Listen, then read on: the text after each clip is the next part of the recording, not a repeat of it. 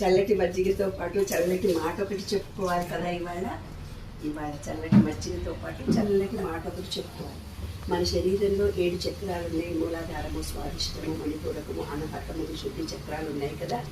ఆ చక్రాలకు ఒక్కొక్క దానికి ఒక్కొక్క కలర్ ఉంటుంది.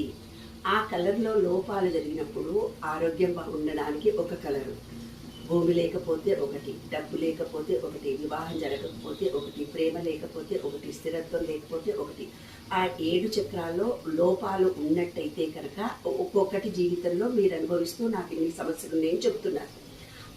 మీరు చెప్పే సమస్యను బట్టి ఆ సమస్యకు తగినటువంటి ఆ మూలాధారమా, స్వాదిష్టమా, మణిపూరకమా, అనాహత, విశుద్ధి చక్రంలో లోపాలున్నాయో తెలుసుకొని ఆ రంగు ఆహార పదార్థాలను కనుక మీరు తింటే, అలాంటి రంగులను చూస్తే, అలాంటి బట్టలే మీరు వేసుకుంటే, సాత్విక ఆహారం తింటే, అంటే అన్ని రంగుల ఆహార పదార్థాలు, బీట్రూట్ రెడ్ కలర్ కావాలి అంటారు కదా, గ్రీనరీ ప్రేమ లేకపోతే అంటారు కదా.